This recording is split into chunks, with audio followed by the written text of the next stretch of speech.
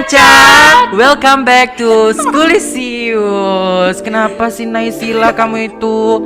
Kan ini baru pembukaan. Ulang, karena tadi kayak gitu. Gitu ta. Oh, Ulang ya. Oke. 1, 2. Hai Kanca, welcome back to Schoolisius. Gimana Naysila sih? ini gimana sih? Welcome back atau welcome to? Welcome back to. Tahu gak sih kamu itu emang ini ya efek dari sekolah gak?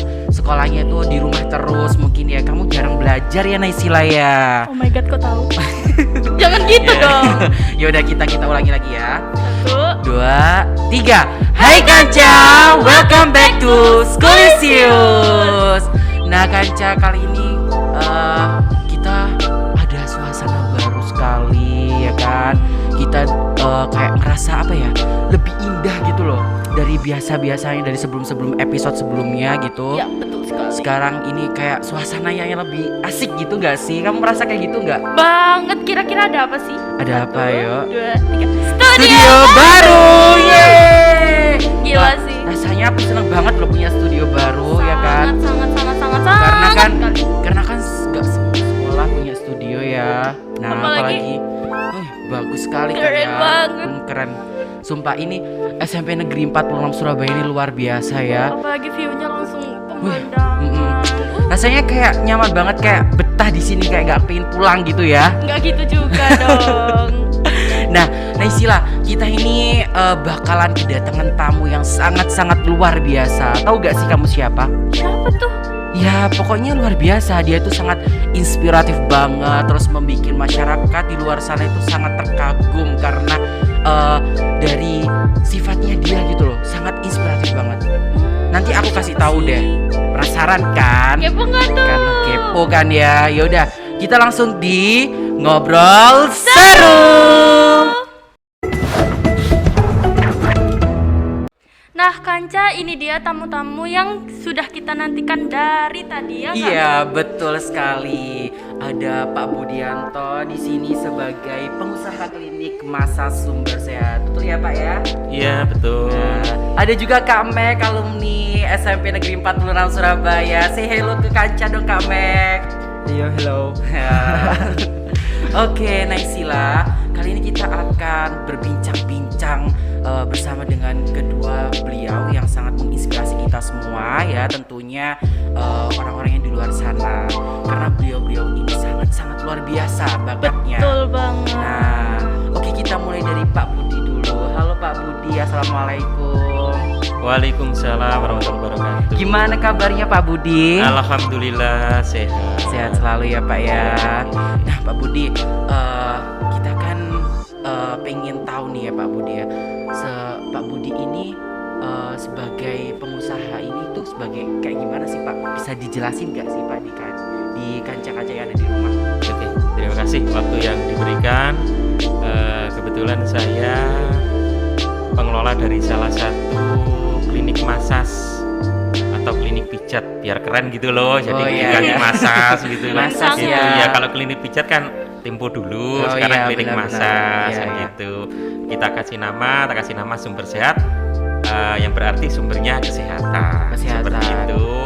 Dan di situ saya merekrut dari teman-teman disabilitas netra seperti saya, senasib sih seperti saya gitu. Oh, begitu. Iya. Jadi tujuan saya untuk membuka lapangan kerja bagi teman-teman saya senasib agar mereka tidak menjadi beban keluarga, tidak menjadi beban pemerintah, minimal mereka bisa menghidupi dirinya sendiri. Seperti itu. Nah, Ya. klinik masas sendiri itu udah berapa lama Pak didirikan dan itu sudah diresmikan oleh siapa? Saya dirikan itu mulai tahun 2019. Tahun 2019, Iya, baru tahun iya. kemarin ya Pak ya? Iya, baru tahun kemarin. Iya. Itu pas pembukaannya itu 25 Februari, operasionalnya itu pas ini 7 Maret. 7 Maret Iya, gitu. seperti itu. Gitu. Berarti kawan-kawan yang bekerja di situ semuanya adalah orang-orang yang tunanetra gitu ya Pak ya? Iya, benar Gitu. gitu. Nah, ketika Bapak menjalani kegiatan seperti itu, apakah Bapak ada kesulitan waktu memijat orang-orang seperti kita gitu? Kalau kesulitan sih kita sangat minimalisir kesulitannya karena semuanya itu di sana itu tidak kita walaupun tunanetra tidak hanya sekedar bisa mijat, tetapi kita sudah dilatih dan dibina kebanyakan dari pemerintah yang mendirikan panti rehabilitasi untuk tunanetra. Jadi di sana itu mereka itu yang saya rekrut tidak hanya sekedar mijat, tetapi mereka berijazah, bahkan sudah ada yang mempunyai bersertifikasi tingkat internasional juga. Jadi setiap tunanetra juga memiliki bagian-bagian sendiri gitu ya Pak ya? Iya. Oh gitu. Gimana Naisila? Ada yang mau ditanyakan nggak ke Pak Budianto nih? Mohon maaf sebelumnya nih ya, Pak Budianto sudah menjadi seorang tunanetra sejak kapan? Sejak umur 3 tahun yang lalu. Bukan 3 tahun yang lalu, umur 3 tahun maksudnya seperti itu. Sejak ya. umur 3 tahun sudah menjalani sebagai tunanetra gitu ya Pak? Betul. Berarti ini faktor dari bawaan lahir gitu ya Pak? Iya, jadi saya terlahir mata normal, fungsional, tetapi ini aksesoris yang diberikan oleh Allah Subhanahu wa taala ini maksudnya dihilangkan sama orang tua. Ternyata perjalanan berkehendak lain setelah dioperasi ini ada tanda ini dioperasi gagal. Gagal akhirnya terkena saraf mata. Yang kiri itu kelebihan dosis obat, yang kanan itu sarafnya putus. Jadi yang kanan sama sekali tidak dapat melihat, yang kiri hanya samar-samar aja. Oh, yang kiri hanya samar-samar saja. Iya. Tapi ketika Bapak mengalami seperti ini, apakah Bapak merasa minder atau bagaimana, atau Bapak justru makin semangat untuk berkreativitas gitu seperti orang-orang pada umumnya? Awalnya sih waktu masih kecil kan tidak merasakan ya kalau punya kekurangan seperti itu. Iya. Ya ikut teman-teman main layang-layang ya ikut seperti itu. Padahal nyangkut di pohon, tapi saya yakin memang mulai kecil saya yakin ini sudah apa yang saya pikirkan, yakin ya pasti yakin melayang gitu aja sudah waktu itu. Juga main peta umpet ya saya nggak merasa. Berarti seperti kegiatan pada umumnya gitu Iya, ya Pak betul, ya? betul seperti itu. Oh gitu. Pak Budianto, gerak tunanetra tentu terbatas kan ya? Iya. Ketika pandemi seperti ini, kesulitan seperti apa yang paling Pak Budianto rasakan sebagai tunanetra? Iya, dengan kondisi pandemi itu sebenarnya pada umumnya kita semua ya, segala sektor usaha ataupun pekerjaan itu pasti akan terkena dampaknya, khususnya pada kita pemijat tunanetra sama, karena apalagi mijat itu kan bersentuhan langsung seperti itu. Sebenarnya jangankan yang mau pijat, yang mijat juga takut. Tetapi dengan seperti itu kita bagaimana menggunakan protokol kesehatan. Jadi di tempat klinik yang saya kelola itu, klinik massage itu depan protokol kesehatan ada tempat cuci tangan, masuk juga ini kita punya termogan juga, bunyi loh mas termogannya. Oh gitu. Iya. Jadi tetap mematuhi protokol kesehatan Iya. seperti dianjurkan oleh pemerintah gitu ya Pak ya? Seperti itu, pakai face shield, pakai masker, mencuci tangan sebelum dan sudah kita lakukan.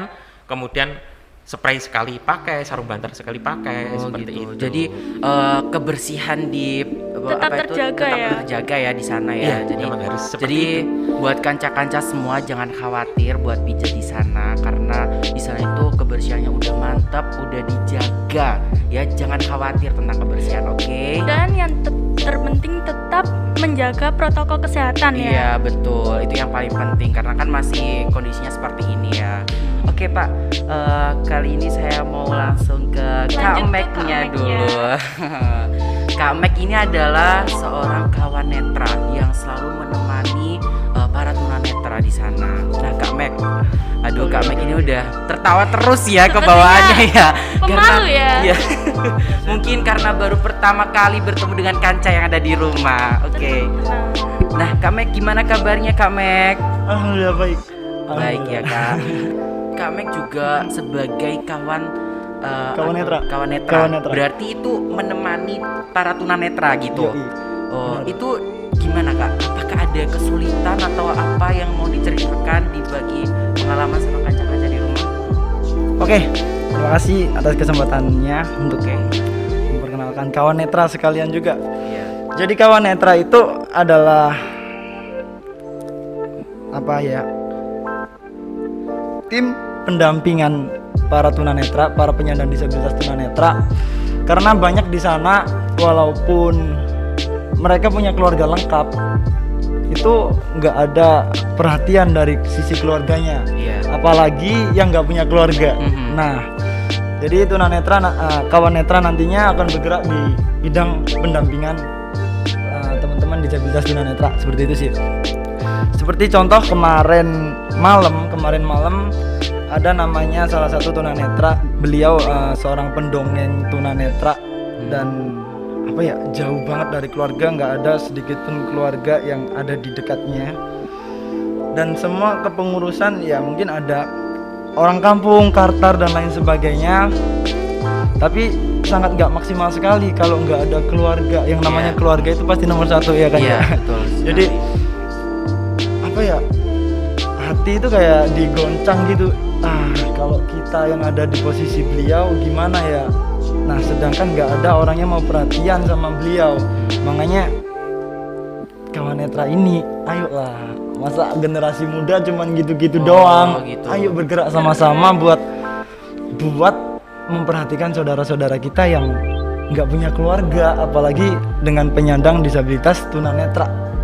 Tahu sendiri kan tunanetra nggak bisa melihat. Coba aja kita sebagai yang normal, nggak usah lama-lama 2 hari gitu aja kita nggak usah lihat pakai mata kita tutup, sumpah nggak enak. Iya. Benar. Apalagi para seperti Pak Budi tunanetra seperti ini iya. yang udah dari 3 tahun sampai sekarang bahkan, wah gila banget sih perjuangannya. Bicarain sama orang tunanetra gini, itu orang tunanetranya ketika dipertemukan di jalan gitu langsung diajak buat gabung gitu, atau ada hal lain kayak berjumpa dengan keluarga ini gitu, mau yang tunanetra mau diajak buat gabung, atau kayak bertemu di jalan gitu, orang ini buta gitu, buat kita ajak aja buat bergabung di kawan tunanetra untuk mengasah kreativitasnya gitu. Jadi seperti ini Mas Gio, kawan netra sendiri adalah bukan tempat di mana kita meng-guide para tunanetra, melainkan tempat di mana kita meng-guide anak-anak muda atau siapapun yang mau atau yang mampu untuk mendampingi teman-teman penyandang disabilitas tunanetra. Oh gitu. Dan tunanetranya sendiri atau teman-teman penyandang disabilitas tunanetra itu kami dipertemukan oleh beliau seperti Pak Budi sendiri dari salah satu yayasan besar namanya Pertuni. Persatuan Tunanetra Indonesia. Dan di situ ada banyak sekali orang-orang tunanetra dengan kemampuannya masing-masing. Jadi ya dari situ sih. Jadi kawan netra ini yang mendampingi para tunanetra gitu. Tepat sekali. Jadi buat para tunanetra didampingi, terus diajak buat kreativitas lagi supaya bisa menginspirasi, karena kan orang tunanetra kan bukan hanya memiliki keterbatasan, tapi dia juga memiliki kemampuan yang lebih dari kita gitu kan. Iya, gimana Naisila? Sejak kapan bergabung di kawan netra? Kebetulan kawan netra barusan didirikan tahun kemarin. Tahun 2020 kemarin, dan acara yang sudah dibuat ini bulan Desember tepatnya, acara kampanye pijat gratis tunanetra, karena ya pandemi ini ya, karena masalah pandemi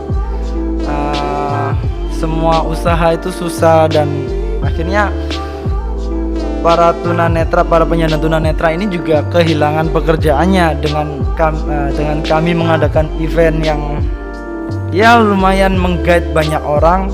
Akhirnya orang-orang luar mulai mengenal lagi, oh iya ada pijat tunanetra gini. Dan yang acara yang terakhir kami buat adalah ini khataman tunanetra.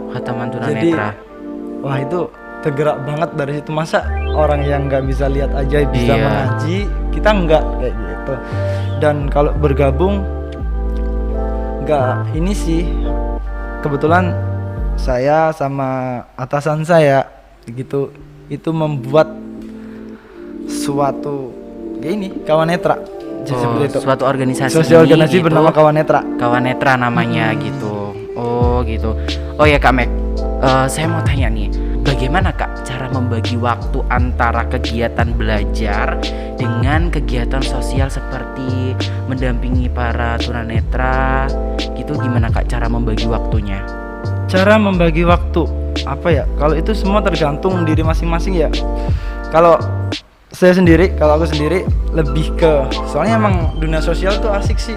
Jadi pelajaran malah sebaliknya kayak Iya. sampingan malam pelajaran. Tapi dunia sosial itu yang lebih utama, soalnya kita belajar setinggi apapun kembalinya juga di kehidupan sosial. Kehidupan sosial. Yo, iya, belum minanas itu perlu jadi Oh, gitu. iya. Seperti itu sih. Jadi kegiatan sosial itu malah justru membangun Kak Meg juga untuk Yoi. bisa lebih belajar lagi Yoi, benar, secara benar. sungguh-sungguh gitu ya. Benar banget. Oh gitu. Oke. Naysila ada yang mau ditanyakan lagi sama Kak Meg-nya? Cukup dan itu sumpah keren banget. Ya Fisiknya dong tersentuh pastinya. banget. Apalagi ini kan alumni SMP Negeri 46 Surabaya ya kan. Pastinya SMP Negeri 46 Surabaya ini itu menghasilkan siswa-siswa yang sangat berkualitas ya kan. Sangat. Ya gitu. Jadi Kak Gio berminat nih nggak berminat nggak? iya dong pastinya. Pastinya berminat apalagi kan ceritanya udah bagus sekali ya kan. Tersentuh nggak? Iya tersentuh banget lah pastinya. Oke, perjumpaan kita sampai di sini dulu ya Kanca.